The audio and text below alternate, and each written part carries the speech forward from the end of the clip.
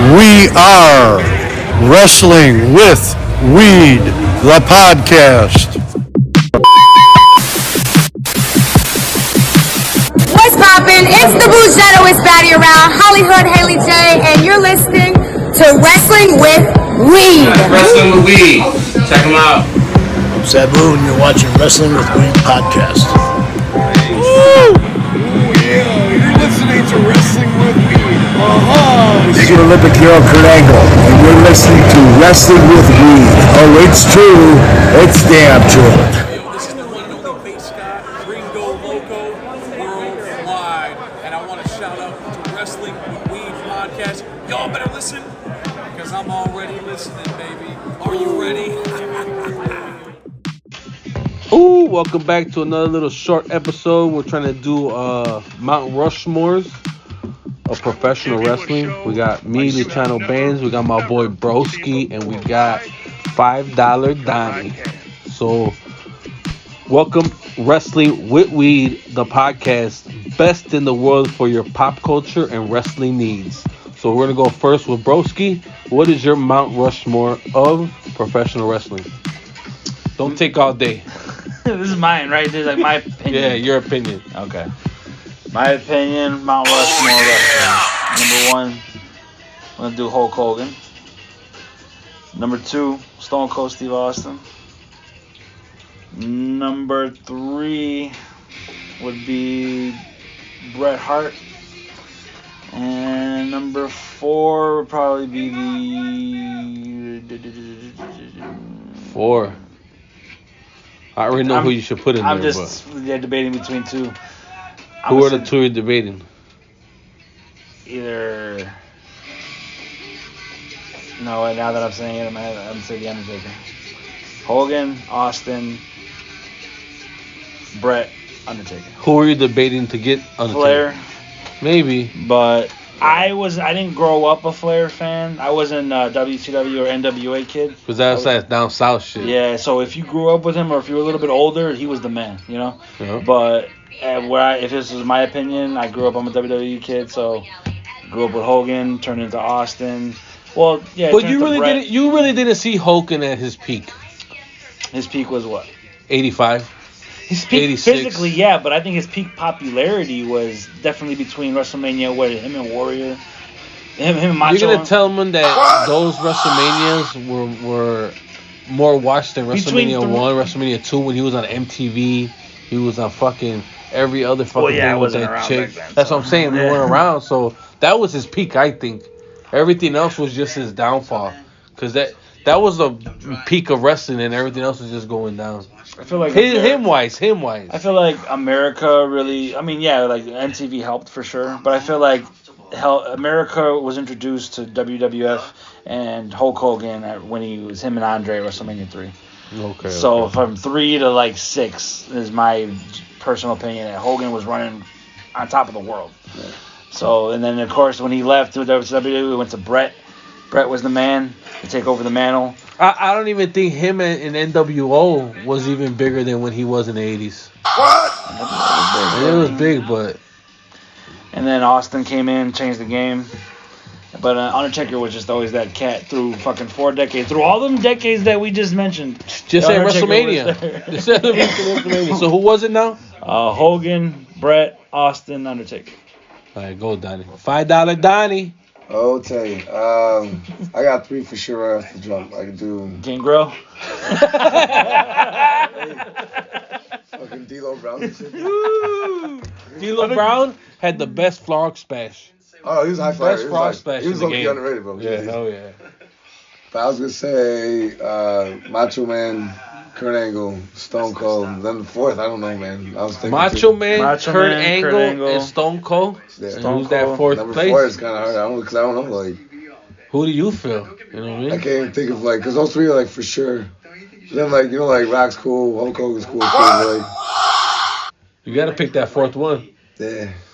Think about it. Who would be your fourth one? Right now, you have... Who was it?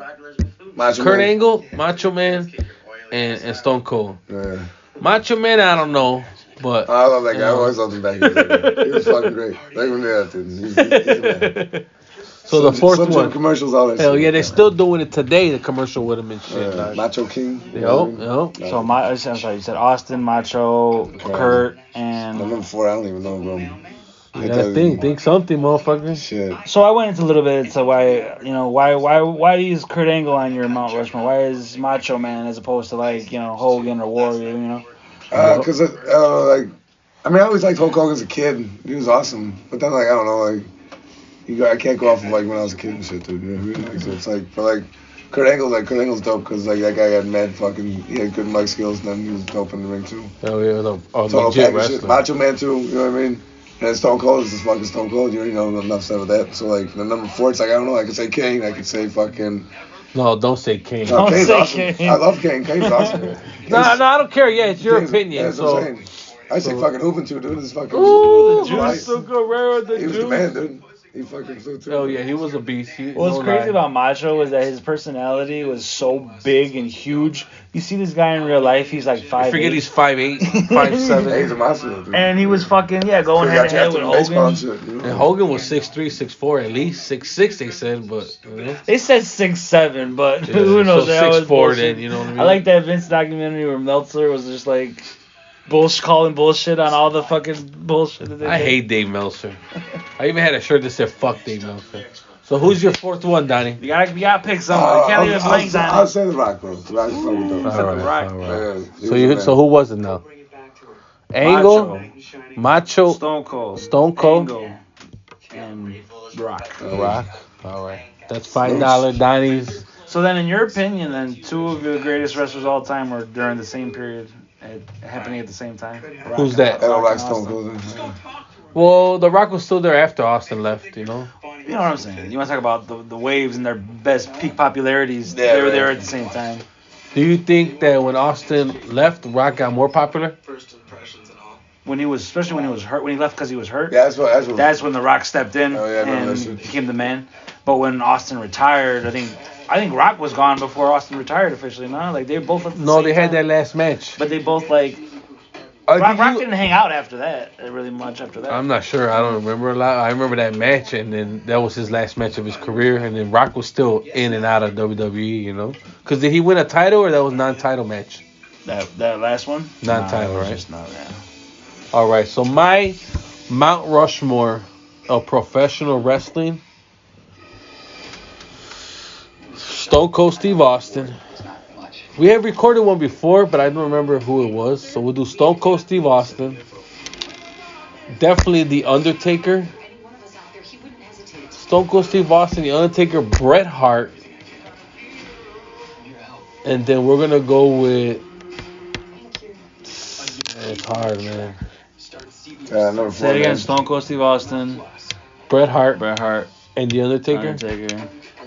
So we got 3 of the same. Yeah. My last one was Hogan. My other one was Hogan. Yeah, that's what I was thinking. I didn't really fuck with Hogan like that. I wasn't like, I'm a great All-American. I never really fucked with him. Yeah, I never. When I started fucking with him, I for sure as a kid, but like when I started fucking with him was NWO Hogan. Yeah. You know what I'm saying? Because like when I started watching wrestling, Warrior was there, so I fucked with Warrior. You know what I'm saying? So that fourth one, I'm gonna have to go Ric Flair. For the simple fact that he was holding down all the territories for years before fucking Hogan got his fucking spotlight in '85. And the bigger draw probably was Hogan because he had the machine behind him. Because I'm pretty sure if Ric Flair had that machine behind him, Ric Flair would be the fucking all-time great.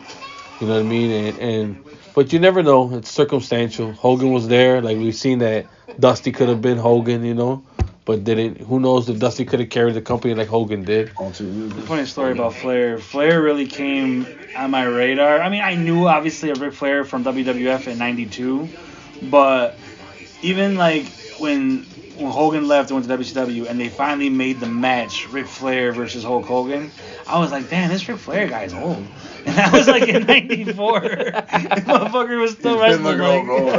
Hell yeah, he's been looking. The thing about Flair that was good for him, I guess, in certain ways, he looked the same for like 30 years. So he already was old, and then just lived that shit, you know. But I love Ric Flair in WCW days, even though he wasn't performing like he did back in the 80s or whatever. But his gimmick, his fucking style, he used to come in the ring and throwing out fucking Louis loafers and throwing out Rolexes. This is this is like WCW 98, 97, yeah, you know. And even before that, getting naked and even elbow with- dropping his pants. even with the Dungeon of Doom, when the Dungeon of Doom was around, and they were going at it with Hogan, Flair was still there and still wearing Gucci loafers, still wearing everything. The fact that there's a whole fucking culture right now that's mimicking Ric Flair, limousine riding, fucking fancy suits, jewelry, fucking all that the fucking rappers are doing now. Who did it first? Ric Flair. You know what I'm saying? When I used to see all the rappers with these Gucci shirts and all types of shit, I'm like, damn, you know, like when you go back to Ric Flair's old promos, that's what Ric Flair was doing fucking 30 years ago. You know what I mean? And it just caught on that everybody does it. So I want to pick Ric Flair. So it's Undertaker, Bret Hart, Ric Flair, and Stone Cold Steve Austin. All right, let me ask you this. Which period and point was The Undertaker the best? Which Ric Flair was the best? The best Ric Flair had to be in the late 70s. Late 70s. That's what I say. The late 70s, maybe early 80s, but late 70s is when he was performing in Wrigley Field. When he was in the 70s, we would have been at those fucking things watching them, you know? It's only right. That's the old one too? Yeah, you know, the original one, you know? Mm-hmm. So it's like, so what do you say, Undertaker or Ric Flair? Ric Flair? Which Undertaker? All right, so Ric Flair, late 70s, early 80s, and then Undertaker, his best time to me, Ministry of Darkness. Undertaker. Yeah, so I'll say not really Attitude Era, because when do you think the Attitude Era ended? Or was on the down? Sure, after like 99, It went from 97 to when they bought WCW, which was like what? Yeah, 2001. Yeah. So that Ministry was like what, 98, 99? It was early Attitude Era. Yeah, you know, no, late, because Attitude Era was like 97, no?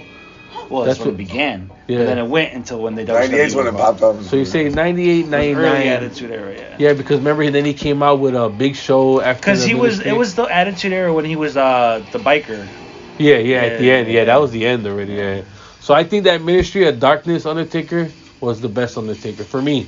Because he was scary. He was still crazy, like he came out with all the people. He come out with that fucking gown or that robe, remember? Yeah, he was come out wearing that shit all crazy to the ring. Tongue. Yeah, speaking crazy shit, rolling his eyes, sticking his tongue out. I was like, what the hell is this, bro? Then he kidnapped Stephanie McMahon.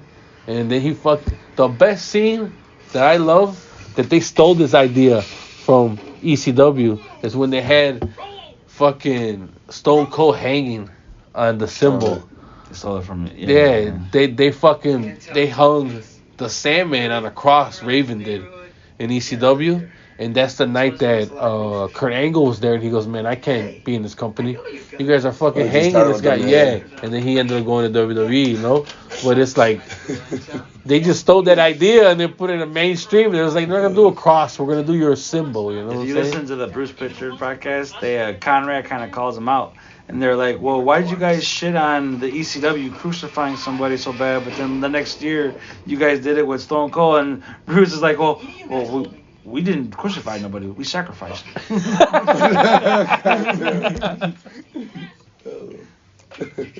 Well, that's it for this one. Thank you for listening. Don't forget to subscribe, like, and share Wrestling with Weed, the podcast. Best in the world for your pop culture and wrestling news. We go. Oh, yeah!